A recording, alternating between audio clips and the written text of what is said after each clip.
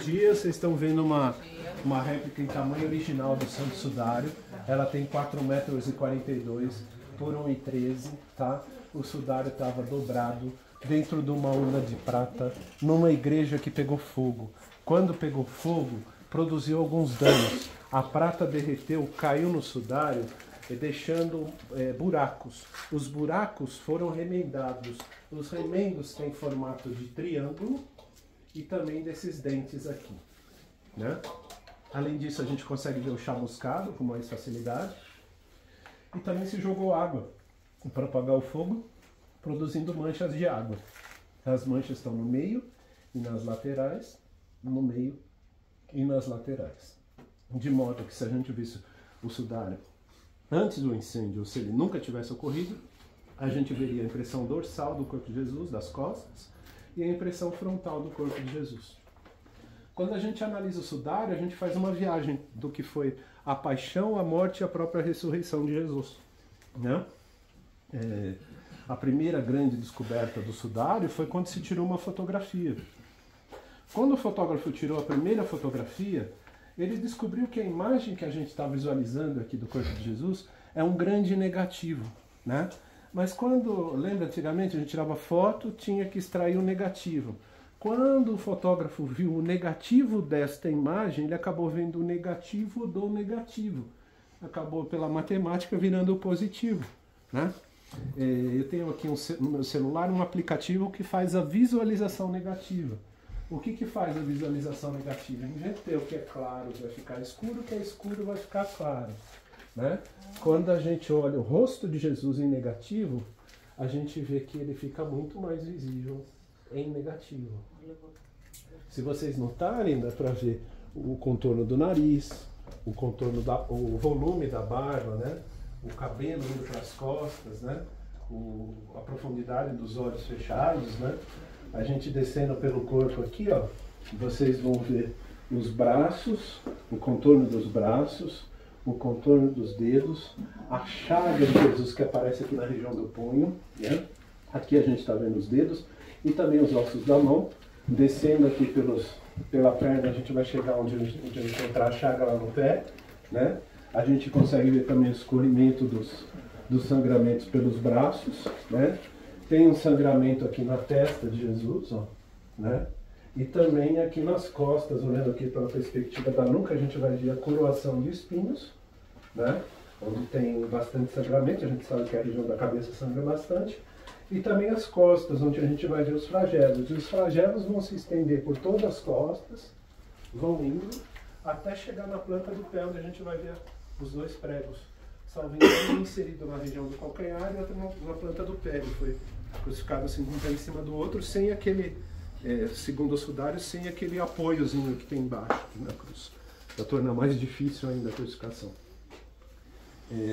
Feita essa descoberta, os cientistas foram estudar com bastante interesse, alguns até buscando desmascarar o sudário. A intenção de muitos cientistas era provar que ele era uma fraude, né? A boa notícia é que muitos, depois de 15, 17 anos estudando o sudário sem acreditar, chega um momento que não tem jeito, né? Eles acabaram se convertendo, muito deles, né? Tem um até que, inclusive, eu cheguei a trocar alguns e-mails com ele, e ele não acreditava que o sudário era verdadeiro, porque o sangue que está no sudário, ele está vermelho, né? E quando o sangue fica envelhece, ele fica marrom ou preto. Só que tem uma única situação em que o sangue fica vermelho para sempre. É quando o corpo passa por um grande estresse, como Jesus sofreu, e quando tem um choque anafilático, o sangue solta uma enzima chamada bilirrubina, que em contato com o sangue torna o sangue vermelho para sempre. Esse foi o último prego no caixão lá desse judeu que não acreditava, que acabou se convertendo, que ele falou assim: a única coisa que me sustentava era o fato do sangue estar vermelho, mas é porque Jesus tinha sofrido um grande estresse, e outro cientista explica para ele isso, e nesse momento ele acaba se convertendo, né? Mas os cientistas acharam mais coisas interessantes. Jesus crucificado na região do punho, como a gente já viu. E por que uma crucificação na região do punho, não na palma da mão, né? A gente vê bastante cruzes, né? de representações na palma da mão, né? Um cientista calculou com um cadáver nos anos 30 que basta 40 quilos de tração para a mão rasgar. Outros arqueólogos descobriram vários cadáveres crucificados na região do punho, o que explica essa crucificação no punho. Nessa região tem um nervo mediano, que está no meio aqui de 4 ossos. Quando você enfia aqui o prego nessa região, atinge um nervo que provoca a contração do polegar. Por isso que a mão de Jesus só tem 4 dedos. Na verdade, ele tem o polegar, mas ele está recolhido na palma da mão. A gente vê o sangramento que se espalha em movimento, né? Vai para um lado, vai para o outro, se mexe aqui e também na testa, não está descendo reto. E por que ele não faz isso, já que a gravidade faria ele descer reto?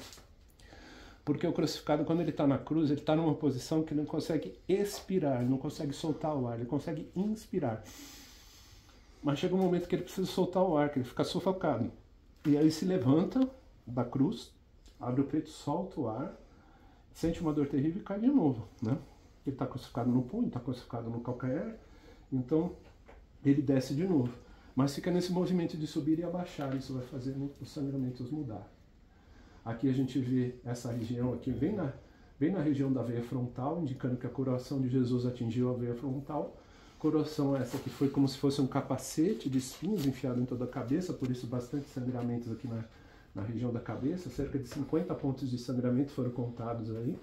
A gente vê as costas bastante machucadas, que desce por todo o corpo, vai até a planta do pé. Essa imagem foi usada no filme A Paixão de Cristo, do Mel Gibson. A equipe do Mel Gibson estudou o Santo Sudário para fazer o filme. De certa forma, o que a gente vê no filme é o que está no Santo Sudário. No sudário foi encontrado sangue humano do tipo AB, mesmo tipo sanguíneo encontrado na hóstia, que virou carne e sangue no milagre de Lanciano, mesmo tipo sanguíneo encontrado no sudário de Oviedo, que possui uma mancha que é compatível com o sudário, encaixa no sudário. O sudário de Oviedo, aquele pano que foi colocado no rosto de Jesus logo que ele desce da cruz. Tipo sanguíneo, que é mais predominante entre o povo judeu. Jesus tem os traços físicos antropométricos de um judeu galileu, usa a aparência de um sacerdote, né? Que é esse cabelo comprido, barba comprida, cabelo dividido, uma trança no cabelo, né? Tem pólen de plantas exclusivas da região de Jerusalém que só florescem na época da Páscoa, e aragonita, um minério que só é encontrado naquela região e que está nas regiões do sudário, do nariz, do joelho e dos pés. Lembra da Via Crucis, né? Quando Jesus cai 3 vezes, bate o joelho no chão, bate o rosto no chão e o minério pode ter se impregnado nesse momento. Enfim, trama do tecido, composição do tecido, datação do tecido, tem uma série de fatores. Vou chamar a atenção de um último, é que no pano não tem nenhuma marca que o tecido tenha sido desgrudado do corpo. Você imagina que você envolve um corpo de um ser humano que está sangrando dos pés à cabeça. Você coloca um pano. Quando o sangue seca, ele gruda. Quando você vai retirar o tecido, ele vai esgarçar, vai puxar fibras, vai puxar pele, vai ter alguma marca desse descolamento. Mas o sudário está intacto, indicando que o corpo simplesmente desapareceu. O corpo que simplesmente desapareceu, ao desaparecer, deixou essa impressão. Essa impressão não foi feita com tinta, com pincel, não tem marca de contorno, nada que indique que tenha feito pelas mãos humanas, né? A única explicação que se tem é que ela foi impressa com uma luz, né? E que luz é essa, né? De um corpo que desaparece sem deixar marcas, né? Para quem lembra do relato, né? Não sei se está nos evangelhos, o padre agora está aproveitar a presença do padre, mas tem um momento que a pedra rola e a luz intensa sai da caverna.